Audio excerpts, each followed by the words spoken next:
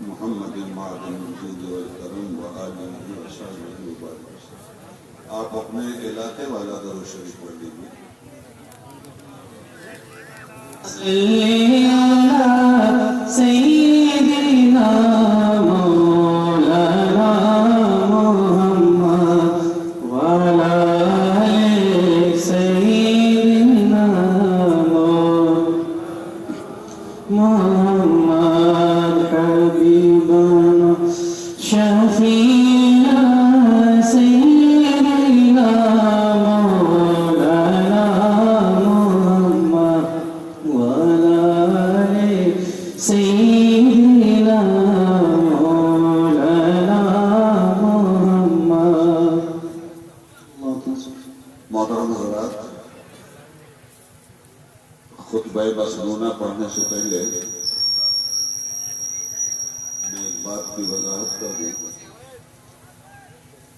کہ رات سے میری طبیعت بہت زیادہ خراب ہے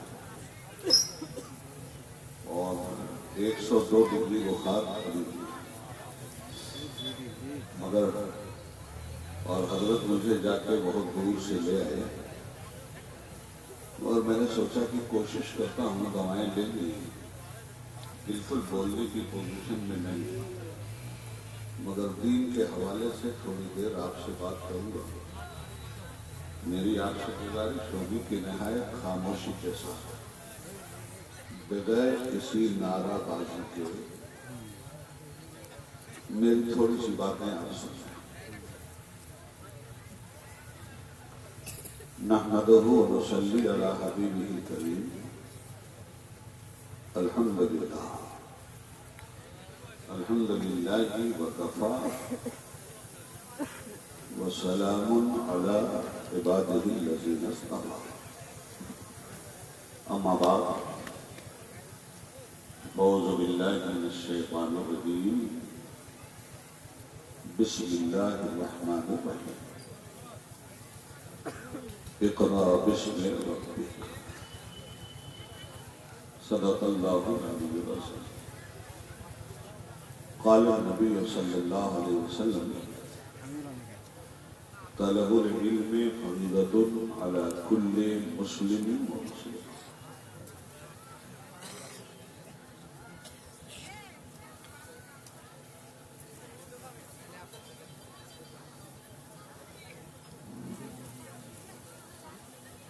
عالم ذیشان حضرت مولانا مفتی مطیع الرحمن صاحب، جو پورے ہندوستان میں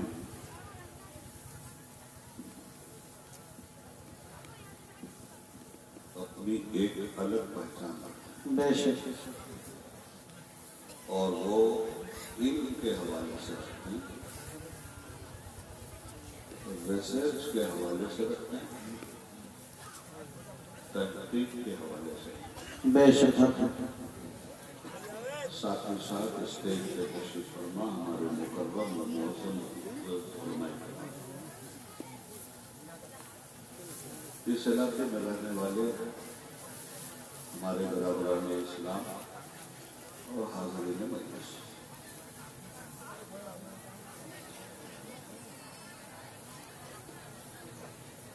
میں جب سے آیا اتنی دوائیں چلی ہیں اور اتنی خراب پوزیشن میں بھی رہی ہے کہ تقریباً یہ طے ہو چکا تھا کہ صرف آپ کو صورت دکھلاؤں گا، تقریر کرنے کی پوزیشن میں نہیں، مگر علم دین کے حوالے سے تھوڑی دیر گفتگو کرنے میں سمجھتا ہوں کہ میرا یہی دین اسلام مجھے صفائی کامل عطا فرماتا ہے۔ عنوان ہے دینی تعلیم جی، کی ضرورت اور اس سے دوری مسلمانوں کی ہلاکت۔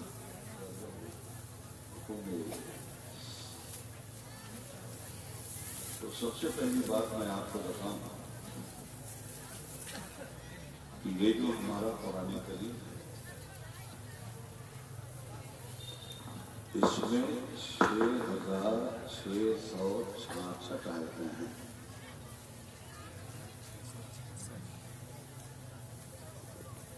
دوسری چیز 5 وقت کی ہماری نماز.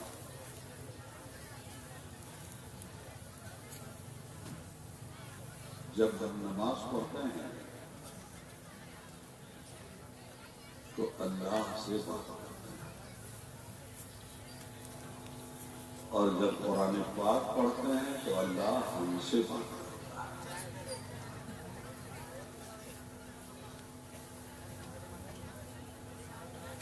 اب نماز میں ہم کیا پڑھتے ہیں، اللہ سے کیا بات کرتے ہیں؟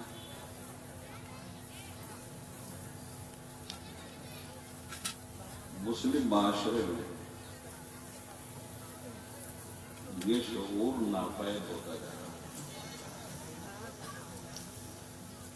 قرآن کریم پڑھتے ہیں تو اللہ ہم سے کیا بات کرتا ہے، ہم وہ بھی نہیں سمجھتے. تو جو بھی ہم سے بات کرے یا ہم اس سے بات کریں،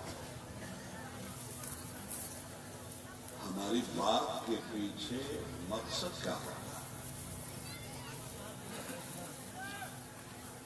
مقصد یہ ہوتا ہے کہ ہم جس سے بات کر رہے ہیں وہ کس اسٹیٹس کا ہے. بڑے اسٹیٹس کا ہے تو اس سے بات کر کے ہمارا فائدہ ہے. تو آدمی ہمیشہ یہ سوچتا ہے کہ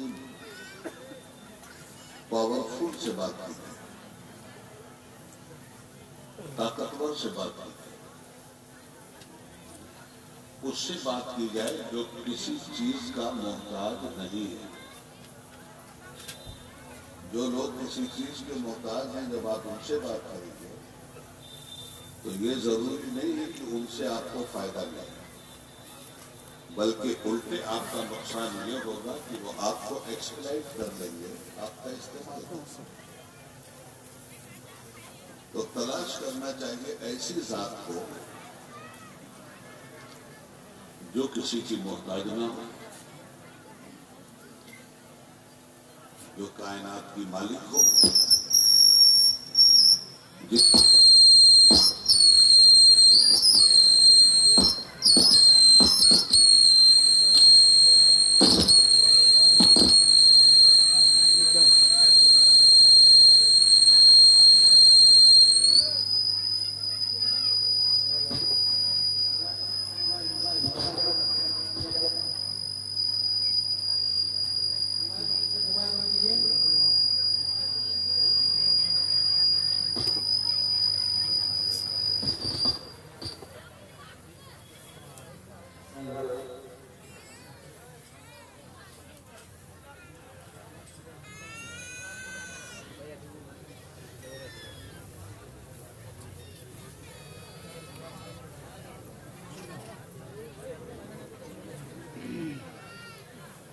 اس سے بات کرنی چاہیے، اس سے مدد مانگنی چاہیے،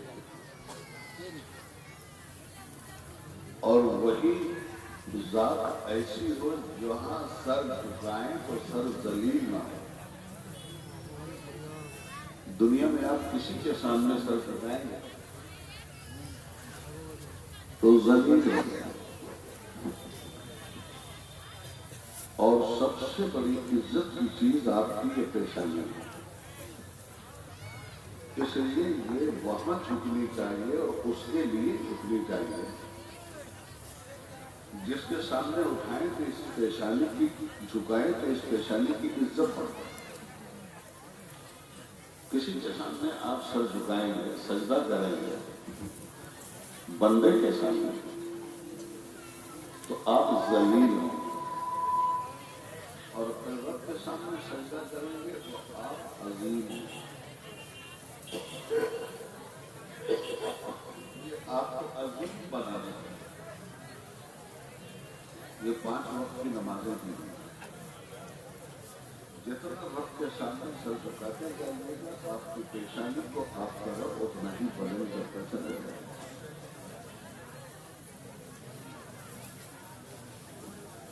تو رب سے بات کرنے کا موقع کہاں ملا؟ مسجد میں اور 5 وقت کی نماز ہے۔ اور حکم یہ ہے کہ جب نمازی اپنے رب سے بات کر رہا ہے تو اس کے آگے سے نہیں رہے، اس لیے کہ یہ عابد و معبود کی سرگوشی ہے، مطلب بندہ اپنے رب سے اٹھ کر جاتا ہے۔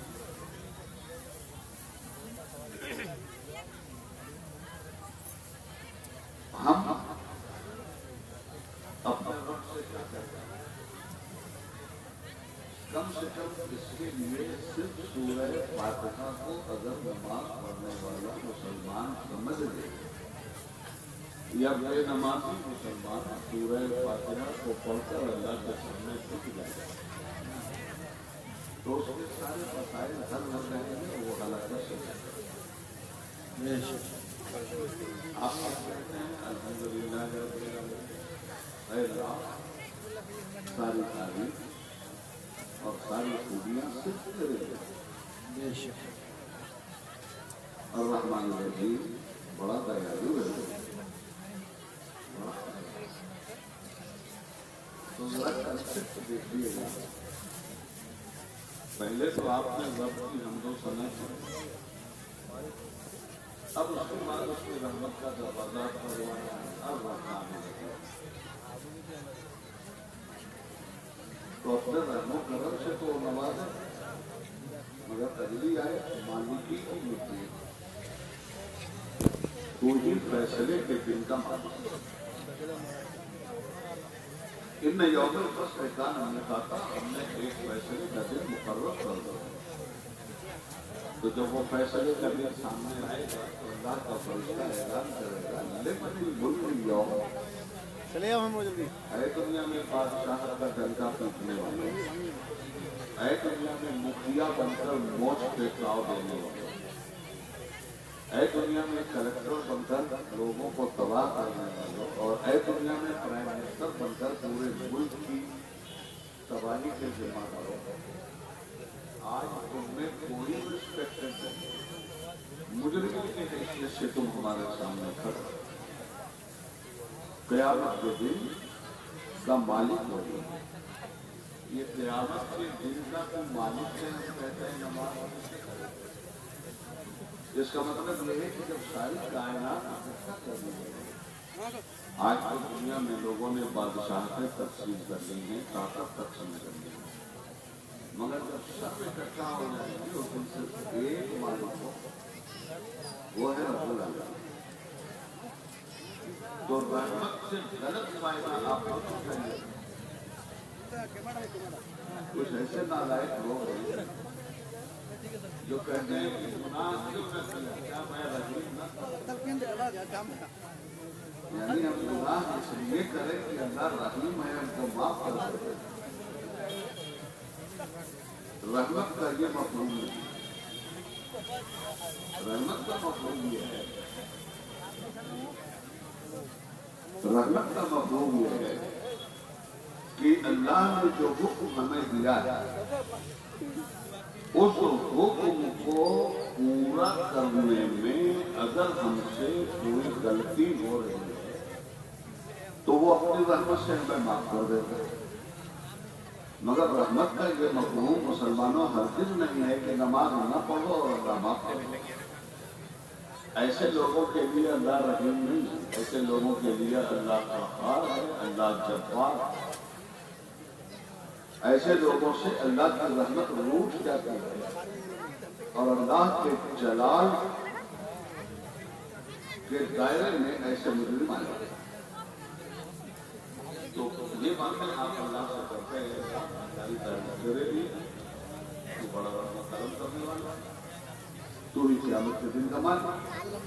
اب اتنی باتیں جب آپ نے کر لی تو آپ کیا کہتے ہیں، ایجاد تناب ہوگی اور ایجاد کا نسخائی، جب تو ہی قیامت کا مالک ہے، تو ہی رحیم و کریم ہے، ساری تعریفیں صرف تیرے لیے ہیں، زمین و آسمان کا تو خالق ہے، کائنات کو بنانے والا ہے، چاند کو چاندنی بخشنے والا ہے، सूरज को रोशनी बख्शने वाला है, सितारों को ताबिंदगी बख्शने वाला है, जर्रों को दरख्शंदगी बख्शने वाला है, जमीन को इंकशाफ बख्शने वाला है, आसमान को बुलंदी बख्शने वाला है, दरियाओं को रवानी बख्शने वाला है, समंदर को तुबियानी बख्शने वाला है, नदियों को जोबन बख्शने वाला है, फूलों को निकहत बख्शने वाला है। जब तू ही सारी कायनात का मालिक है तो क्या तेरे अलावा कोई ऐसा है जिसको समझ और ये सब कुछ तूने हमें दिया है मालिक, इसलिए हम तेरे एहसान के साए में सच झुकाते हुए तेरा समझा करते हैं।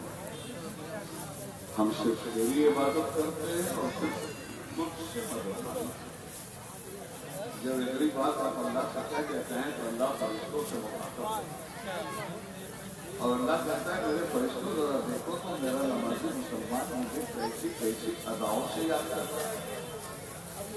कभी मेरी रहमत का हवाला दे रहा है, कभी क़यामत के दिन से कर रहा है, कभी मेरी रुबूबियत का निशान हो रहा है, कभी वादा कर रहा है कि तेरे अलावा किसी के सामने सब नहीं उठाएंगे इबादत करने, और कभी कहता है तेरे अलावा कोई मददगार नहीं है कायनात में। तो फरिश्तों ये अल्लाह ताला ने आपको दुआ इतना हिस्सा तो आप अल्लाह की तारीफ में करते हैं। इसके बाद अल्लाह कहता है मेरे बंदे अब मुझसे मांग, क्या मांग? इहदिना सिरातल मुस्तकीम, रब हमें सीधे रास्ते पे चला, इसलिए कि दुनिया में गलत रास्ता नहीं है। तो अल्लाह इतनी तारीफ करने के बाद आपने क्या कहा? अरे अल्लाह हमको सीधे रास्ते पे चला। अब सीधा रास्ता कौन सा है? सिरातल लज़ीना अनअमता अलैहिम, उन लोगों का रास्ता दे जिन पर तुमने इनाम फरमाया। अब अल्लाह का इनाम किन लोगों पर हुआ है? उलाइका लज़ीना अनअम अल्लाहु अलैहिम मिनन नबिय्यीना वस्सिद्दीक़ीना वश्शुहदाኢ वस्सालिहीन व हसन उलाइका रफ़ीक़ा। जिन लोगों ने अल्लाह के इनाम को पाया वो नबियों की जमात है, वो सादिकीन की जमात है, वो शुहदा और सालिहीन की जमात है, वो हसना उलाइका रफ़ीक़ा। ये देखो तुम्हारे कितने बेहतरीन साथी। अब मुसलमानों तुम्हें तय करना है कि नबियों के साथ चलना चाहते हो या उनके दुश्मनों के साथ, सच्चों के साथ चलना चाहते हो या झूठों के साथ, शहीदों के साथ चलना चाहते हो या जिल्लत के साथ, मरने वालों के साथ। ये दुआ आप बता सकते हो। उसके बाद क्या कहते हैं? गैर मखलूक अलैहिम वलद्दालीन, हमको उनसे बचा, जिन पर तेरा गज़ब हो, और हमको उनसे भी बचा जो गुमराह है। गज़ब किस पर हुआ? यहूदियों पर। गुमराह कौन हुए? नसरानी और ईसाई। तो आपने अल्लाह से कहा सीधे नबियों का रास्ता है, नबियों का तो रास्ता है, और इन यहूदियों और नसरानियों के रास्ते से हमने बचा, इसलिए कि इन पर तेरा गज़ब नाज़िल हुआ है और ये गुमराह हो चुके हैं। अब आप कहते हो आमीन, रब हमारी दुआ को कबूल करे।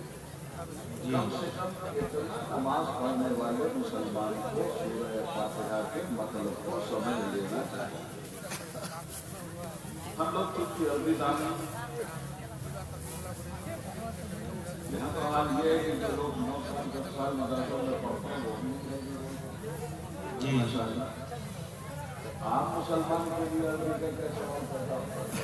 मगर इतना तो समझ लो कि आप अपने रब से बात क्या करते हैं।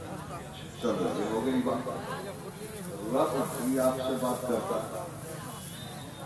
जब आप कुरान पढ़ते हो तो अल्लाह आपसे बात करता है। ये कुरान क्या है? ये अल्लाह का लेक्चर है, ये अल्लाह की तकरीर है। इंसान को हलाकत से बचाने के लिए ये इल्म दीन दिया गया ताकि दीन पर अमल करके इंसान बर्बादी से निजात हासिल कर ले। हम लोगों का मिजाज में बन गया है कि जल्सों में आए, ये मारा वो मारा, नहीं छोड़ेंगे दोस्त का नाम। हमें काम की बात करनी है, और जहाँ का सवाल है नहीं छोड़ेंगे दोस्त का दामन, तो हमारा सवाल ये है कि पकड़ा कब है जी। पकड़ने वाला दोस्त नारा नहीं लगाता कि नहीं छोड़ेंगे दोस्त का दामन, नहीं छोड़ेंगे ख्वाजा का दामन। मस्जिद की तरफ उसका कदम जाता हुआ बोलता है कि हमने न ख्वाजा का दामन छोड़ा है न दोस्त का दामन छोड़ा है। سچ بولتے ہوئے اس کی بولی بولتی ہے کہ ہم نے خواجہ کا دامن بھی نہیں چھوڑا ہے اور ہم نے دوست کا دامن بھی نہیں چھوڑا. ہم بولا کریں جھوٹ اور کہیں نہیں چھوڑیں گے دوست کا دامن. ہم پیئیں شراب اور کہیں نہیں چھوڑیں گے خواجہ کا دامن. ہم حرام کاری کریں سود کھائیں اور کہیں نہیں چھوڑیں گے خواجہ کا دامن. تو میرے بھائی خواجہ نے انہی سب چیزوں کو ختم کرنے کے لیے ہندوستان میں تعلیم دین کو زندہ کیا تھا. اب سبجیکٹ ہے تعلیم دین. اللہ کے نبی صلی اللہ علیہ وسلم نے فرمایا ہر مسلمان مرد عورت پر علم دین فرض ہے. اب آپ ایمانداری سے بتائیے کتنے زمانے سے آپ مسلمان ہیں؟ کتنے لوگوں نے علم دین حاصل کیا؟ اور علم دین حاصل کرنے کا مطلب مولوی بننا نہیں ہے. یہ میرا بات ہے. علم دین حاصل کرنے کا مطلب ہے باعمل مسلمان بننا. اگر یہ غلط فہمی ہے کہ علم دین حاصل کرنے کا مطلب مولوی بننا ہے تو نکال دیجیے غلط فہمی. علم دین حاصل کرنے کا مطلب ہے باعمل مسلمان بننا. اور جب تک علم دین نہیں ہوگا کوئی بھی باعمل مسلمان نہیں بن سکتا.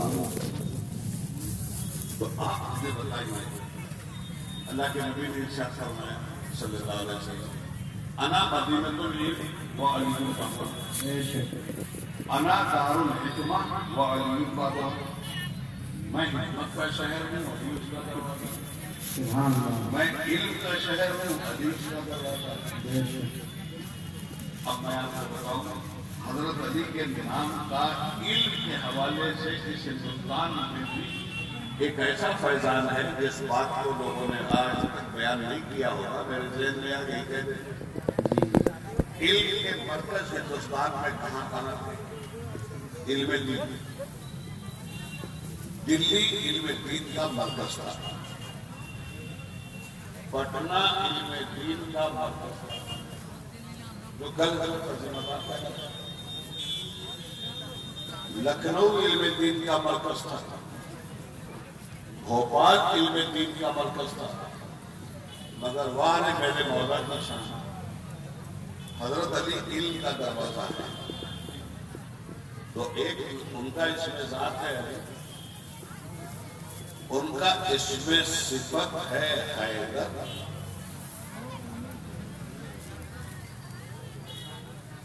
حیدرآباد علم کا گہوارہ ہے.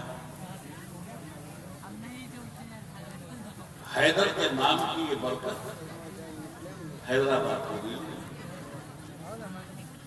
حضور نے فرمایا حکمت جہاں بھی ملے وہاں سے لے لو. ہم لوگ اصل میں یہ باتیں سننے کے لیے تیار ہی نہیں ہوتے. چار کرامت بیان کر دو واہ واہ واہ واہ. میرے بھائی ہوا میں توڑنا ولیوں کا یہ بڑی کرامت نہیں. زمین پہ انکساری سے سجدہ کرنا ولیوں کا یہ بڑی کرامت. تو ہم خالی بیگم سلطان دودھ چلائیں گے تو ہمارا مسئلہ حل نہیں ہونے والا. علم دین کے حوالے سے ہم نے کتنا کام کیا. شراب کی آیت بعد میں نازل ہوئی, زناکاری کے خلاف آیت بعد میں نازل ہوئی, سود کے خلاف آیت بعد میں نازل ہوئی, ہر برائی بے حیائی کے خلاف آیتیں بعد میں نازل ہوئی, اور ہر بھلائی اور اچھائی کے لیے آیتیں بعد میں نازل ہوئی. سب سے پہلے کون سی آیت نازل ہوئی؟ اقرا بسم اللہ, پڑھو اپنے رب کا نام سے. ہم نے پڑھنے والی عادت ہی چھوڑ دی. نتیجہ کیا ہوا؟ آج مسلمان کلمہ پڑھنا تک نہیں جانتا, اور کچھ تو ایسے بہروپیے ہیں جو مزاروں پہ بیٹھے ہوئے ہیں, کچھ تو نقلی مزار ہیں, گورکھ دھندا ہو رہا ہے. مجھ کو ایک آدمی نے بتایا رمضان اس کا نام ہے, آج وہ ارب پتی ہے جو وہی میں رہتا ہے. بمبئی میں وہ آوارہ گردی کرتا تھا اور 2 وقت کی روٹی کے لائق نہیں تھا. تو اس نے مجھے دبئی میں حضرت بتایا کہ حضرت اللہ معاف کرے, میں نے پیسہ کمانے کے لیے بمبئی میں کیا کرنا کیا کیا بھائی؟ میں نے کہا میں نے اپنے ایک ہندو ساتھی کو لیا اور رات میں ایک جگہ 3-4 اینٹ ڈال کے بڑھیا مزار بنایا اور وہاں اس مزار پہ اس کے ساتھ اور ہندوؤں کو لے کر کے میں نے چادر وغیرہ چلانا شروع کیا۔ حضرت دوسرے دن سے بلا انکم ٹیکس اور سیل ٹیکس کے پیسے آنے لگے اور اس طرح سے میں نے کمائی کی۔ آپ مجھے بتاؤ کیا اسلام اس لیے آیا؟ کیا دین اللہ کے رسول نے آپ کو اس لیے دیا؟ کیا طائف میں اللہ کے رسول لہو رہان اس لیے دیا؟ رسول پاک نے کتنی محنت کی ہے اور کتنی قربانی دی ہے مسلمانوں۔ آپ دعویٰ کرتے ہو کہ ہم عاشق رسول ہیں، مگر عشق رسالت والا عمل کہیں ہم لوگوں کی زندگی میں دکھلائی دیتا ہے، اور عشق رسالت والا عمل اس وقت دکھلائی دے گا جب ہم علم دین کو حاصل کر لیں گے اور علم دین کی روشنی میں ہمارا اللہ کیا ہے، ہمارا رسول کیا ہے، ہمارا قرآن کیا ہے، ہمارا دین کیا ہے، ہماری تہذیب کیا ہے، یہ ساری باتیں ہم سمجھیں۔ تو ہم لوگوں نے تو میرے بھائی یہ سب کیا ہی نہیں۔ اب تباہی کیا ہے؟ وہ زمانے میں معزز تھے مسلمان ہو کر اور ہم خار ہوئے تاریخ قرآن۔ بے شک ہم نے قرآن کا حق ادا نہیں کیا، ہم نے مسجدوں کا بھی حق ادا نہیں کیا۔ بنوا رہے ہیں مسجد ٹھنڈا ہو رہا ہے، بنا دو گے مسجد۔ مسجدیں تو کروڑ روپئے سے بن رہی ہیں، سجدے غائب ہیں، روح سجدہ غائب ہے، اور ایسے لوگ طواف کرنے بھی جا رہے ہیں، عمرہ کرنے بھی جا رہے ہیں، حج کرنے بھی جا رہے ہیں۔ تو ایسے لوگ جو دین کی تعلیم کے بغیر دین کا استعمال کرتے ہوئے حج اور عمرہ کر رہے ہیں، کاش ان کے پاس کعبے کی آواز سننے والا کان ہوتا تھا تو یہ سنتے کہ کعبہ کہتا ہے بے ایمان کہاں سے میرے پاس آ گیا، کیوں آیا میرے پاس؟ میری بے عزتی کا کوئی راستہ تو نے اپنے ملک میں چھوڑا نہیں ہے، میرے وقار کو ہر طرف تو نے تباہ کیا اور یہاں آیا ہے طواف کرنے کے لیے۔ یاد رکھیے دین اگر سمجھ میں آ جائے، غریبوں کی مدد کرنا یہ دین ہے۔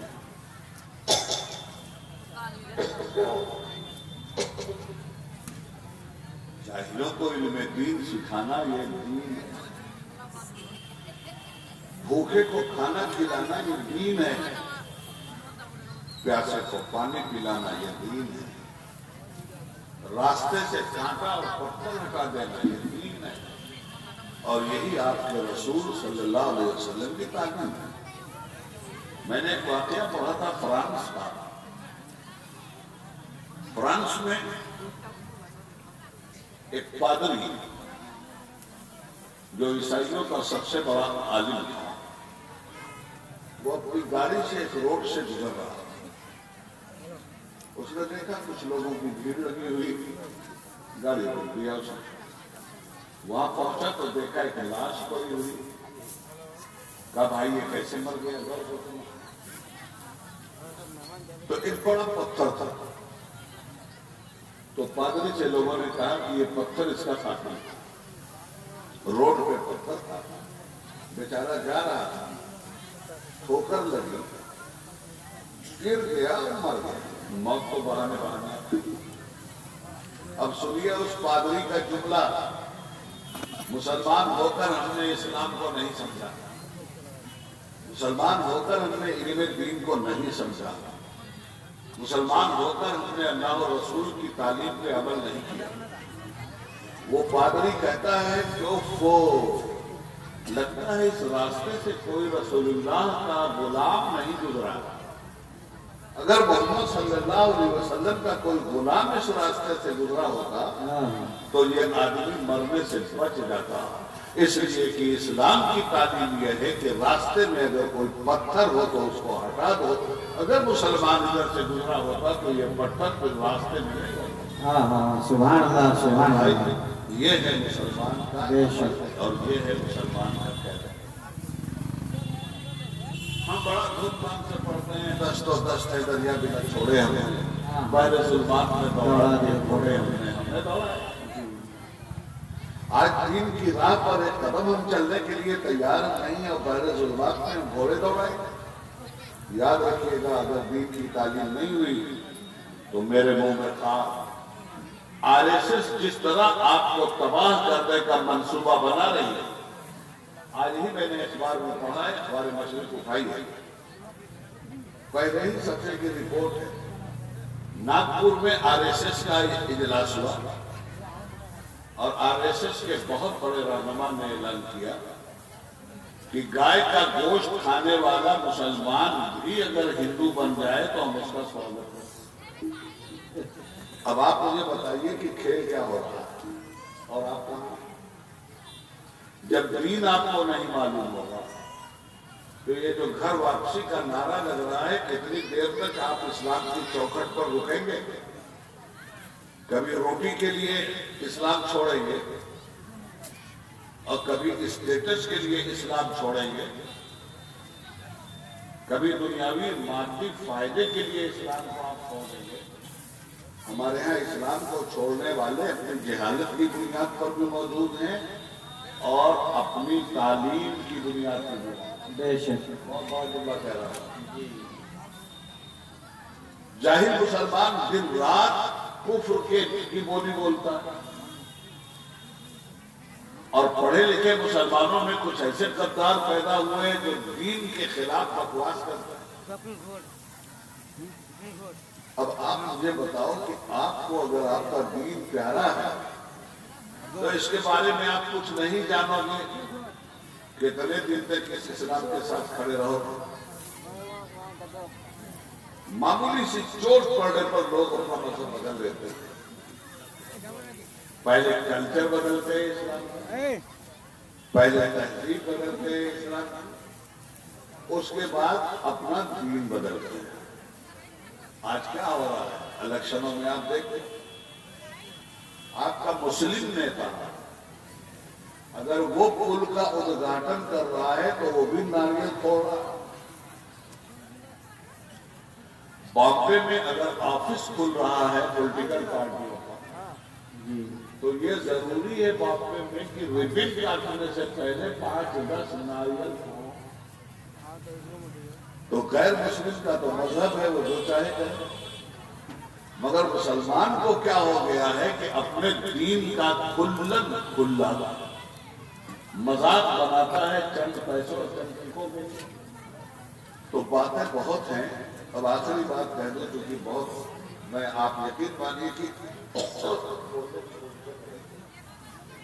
دیکھو اگر آپ دین کی تعلیم نہیں حاصل کرو, اگر آپ دنیا کی تعلیم نہیں حاصل کرو, ایسے ہی گورو چلاتے رہو گے اور ایسے ہی بکریوں کا ریوڑ لے کے چلتے رہو گے, اپنے آپ کو اگر نہیں بدلو گے تو جانتے ہو کیا ہو رہا. آر ایس ایس بہت بڑی تیاری کرتے ہیں. جاہل ہو گئے مسلمان, نہ دین کا علم مسلمانوں کے پاس نہ دنیا کا. عمل جب علم ہی نہیں ہے تو عمل کہاں سے ہوگا. آپ کی یہاں تعداد کتنی ہے ہندوستان میں؟ اب تقریباً 30 کروڑ تک آتا ہے ہندوستان میں. اب تقریباً 30 کروڑ تک آپ پہنچ چکے ہیں. بہت بڑی بات کہہ رہا ہوں, سن لیجیے. اور یہ ملک کتنا بڑا ہو چکا ہے, اس نے چائنا کو بھی اب پیچھے چھوڑ دیا. ہندوستان کی آبادی چائنا سے زیادہ بڑھ چکی ہے. تقریباً 150 کروڑ کی آبادی انڈیا کی ہو گئی. اس 150 کروڑ کی آبادی میں 150 کروڑ کی آبادی میں آپ آپ ہیں 30 کروڑ. اب آپ مجھے یہ بتاؤ کہ آپ کے علاقے میں جو دھوبی آپ کا کل کپڑا دھلتا تھا وہ کہاں گیا؟ جو حجام کل آپ کا بال بناتا تھا اب تو نہیں نظر آ رہا. جو مزدور آپ کے کھیت میں کسانی کرتا تھا، ہم لوگوں کے پاس جو مزدور ہوتے تھے چمروٹی کے، ہم لوگ ان کو کہیں بھی جانے نہیں دیتے تھے باہر. وہ ہمارے ہی کھیت جوتتے تھے، ہم ہی 1 بیگھہ ان کو الگ سے دے دیتے تھے، بقیہ اور ساری چیزوں میں ان کا انتظام کر دیتے تھے، وہ کہیں نہیں جاتے. اب گاؤں میں حجام نہیں، اب گاؤں میں دھوبی نہیں، اب گاؤں میں مزدور نہیں. آپ تو گاؤں میں موجود ہو مگر آپ کا مزدور ہو کہاں گیا؟ تھانے میں جا کے تلاش کرو مل جائے گا، کلکٹری میں جا کے تلاش کرو مل جائے گا، پولیس میں جا کے تلاش کرو مل جائے گا. یہی دھوبی آج IAS ہے، یہی حجام آج IPS ہے، یہی آج BDO ہے، یہی آج ان کے مقامات پر بیٹھا ہے. ٹھیک ہے، ہمارے یہاں نہ دین کی تعلیم نہ دنیا کی ہے. 30 کروڑ پیٹ کی آگ سب کچھ کرواتی ہے. دین کی تعلیم ہوتی تو بھی روٹی روزی کے سہارے پیدا ہو جاتے، دنیا کی تعلیم ہوتی تو بھی روٹی روزی کے سہارے پیدا ہو جاتے، مگر وہ عزت کی روٹی روزی ہوتی. اور ایسا نہیں ہے کہ آج آپ کے پاس روٹی روزی کے سہارے نہیں ہیں. اب دنیا آگے بڑھ کے آپ کے بارے میں کیا سوچتی ہے؟ 120 کروڑ لوگوں کے لیے 30 کروڑ نوکر چاہیے کہ نہیں؟ سنیے، جب دین سے آپ دور ہو گئے تو ڈرائیور کون ہوگا 120 کروڑ کے لوگوں کا؟ آپ ہوں گے. جھاڑو کون دے گا ان کے گھر میں؟ آپ دیں گے. روٹی چاہیے نا. دربانی کون کرے گا اس کی فیکٹری پر؟ آپ کریں گے. اس کی گاڑی کا پنچر کون ٹھیک کرے گا؟ آپ کریں گے. اس کے باورچی خانے کا باورچی کون ہوگا؟ آپ ہوں گے. اس کے گھر میں جھاڑو پوچھا کرنے والی عورت کس کی ہوگی؟ آپ کی ہوگی. اس لیے کہ روٹی چاہیے. علم ہے نہیں، علم دین ہوگا تو دین آپ کی روٹی کا انتظام کر دیتا. علم دنیا ہوتا تو دنیا آپ کی روٹی کا انتظام کرتی. مگر جب دونوں چیز سے یہ قوم خالی ہو گئی تو ایسا نہیں ہے کہ پیٹ نہیں بھرے مگر ذلت کے راستے سے پیٹ بھرے. ڈرائیور کیجیے گا 4 IPS اکٹھا بن گئے. ہمارا یہ مسلمان ڈرائیور بہت اچھا ہے، ہمارا یہ مسلمان چپراسی بہت اچھا ہے. تو ہم کہاں آ کے کھڑے ہو گئے میرے بھائی؟ دنیا کلکٹر بننے جا رہی ہے، ہم چپراسی. دنیا SP بننے جا رہی ہے، ہم کیرل کبھی نہیں. تو یہ ساری تباہی کیوں آئی ہے؟ یہ ساری تباہی صرف اس لیے آئی ہے کہ علم سے ہم دور ہو. علم سے دور اگر نہیں ہوتے تو یہ تباہی ہمارے پاس نہیں آتی. جانتے مجھے نہیں ماننا، حضرت یہ بتائیے گا کہ یہ حدیث اطلب العلم ولو بالسین، یہ حدیث ہے کہ نہیں؟ چلیے کنفرم ہو گیا. علم حاصل کرو چاہے تمہیں چین تک جانا پڑے، جس کا حکم ہے نبی پاک صلی اللہ علیہ وسلم کا حکم. جب علم آپ نے حاصل کیا تو کیا ہوا؟ حضور نے یہ کیوں فرمایا کہ علم کے لیے اگر چین جانا پڑے تو چین جاؤ؟ یہ کیوں نہیں کہا کہ علم کے لیے ہندوستان جانا ہو تو ہندوستان جاؤ؟ اس زمانے میں ہندوستان تو تھا جی. یہ چین کو حضور نے نامرد کیوں کیا؟ چین کی حکمت ہمیشہ سے مشہور رہی ہے اور نبوت کی نگاہ کہاں تک دیکھ رہی ہے میں پارلیمنٹ میں تھا تو ڈاکٹر عبد الکلام صاحب کے ذریعے ہندوستان میں ایٹمی دھماکہ ہوا اور ہندوستان ایٹمی پاور بن گیا. جو ہی ہندوستان ایٹمی پاور بنا 17 دن کے بعد پاکستان میں بھی ایٹمی دھماکہ ہوا. یہ بغیر علم کے ہوا ہے. اچھا سر ہو گیا, دونوں ملک ایٹمی پاور بن گئے علم کی وجہ سے.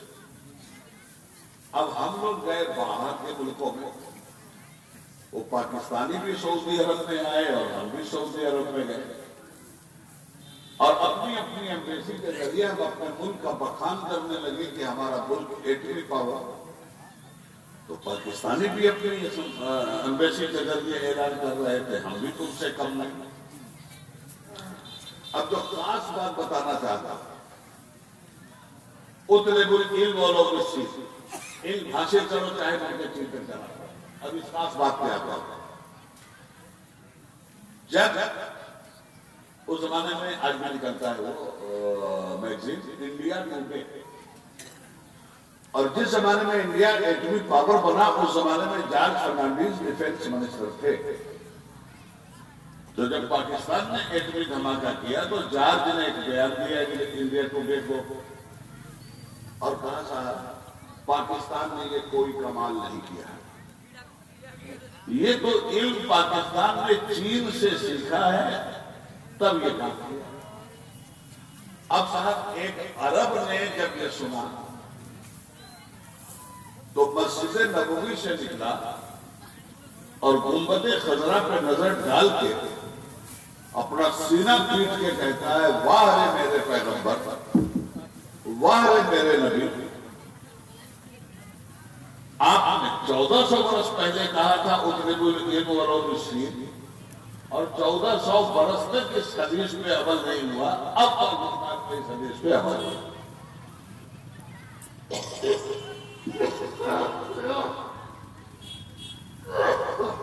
بتلانا یہ چاہتا ہوں کہ نہ علم دنیا ہمارے پاس نہ علم دین ہمارے پاس. علم دنیا بھی حاصل کیجیے مگر علم دنیا کہیں سے آپ کو حرام اور حلال کی تعلیم نہیں دیتا. یہ صرف علم دین ہے جو آپ کو حرام اور حلال بناتا ہے. بے شک. اگر علم دین حاصل کر کے آپ ڈاکٹر بن گئے, علم دین حاصل کر کے آپ انجینئر بن گئے, تو یہ کنسٹرکشن کے پل جن کی عمر 50 سال ہے یہ 5 سال میں ڈھہنے والے ہیں. اس لیے کہ یہ علم دین آپ کے لیے ریموٹ کنٹرول کا کام کرتا ہے. اور ریموٹ کنٹرول کا کام کیا ہے؟ ارے ٹی وی دیکھتے ہو, بال بچے بیٹھ کے دیکھ رہے ہیں, کوئی غلط اور بے حیائی کا سین آیا تو بچوں کی تہذیب خراب نہ ہو, آپ اس ریموٹ کنٹرول کا سہارا لے کر اس سین کو ہٹا دیتے ہیں. علم دین وہ ریموٹ کنٹرول ہے کہ جب آپ حرام کے ذریعے کمائی کرنا چاہتے ہیں اور علم دین آپ کے پاس موجود ہے تو ریموٹ کنٹرول کے ذریعے وہ حرام ہٹ جائے گا. عرض یہ کرنا چاہتا ہوں آپ سے کہ پڑھائیے اپنے بچوں کو. قرآن شریف بھی صحیح نہیں پڑھنا, پڑھانے والے اللہ جانے کیسے پڑھاتے ہیں. ہمارے یہاں تلاوت پڑھ کے لوگ آتے ہیں اور تلاوت کے جو بنیادی قاعدے ہیں, اصول ہیں, ضابطے ہیں, ہمارے قاری کی زبان سے جب ہم تلاوت سنتے ہیں تو وہ ضابطے سے بہت دور دکھلائی دیتا ہے. الا ماشاءاللہ. جب مدرسوں میں علم تجوید کا معقول انتظام نہیں ہے اور مدرسوں میں فارسی شوق قاری صاحب تو قرأت کے علم کا دروازہ تو بند ہو. اس لیے بچوں کو آپ قرآن سکھلائیے اور دین کی تعلیم اتنی دے دیجیے کہ وہ خود سمجھ جائے کہ حرام کیا ہے, حلال کیا ہے, میں کیسے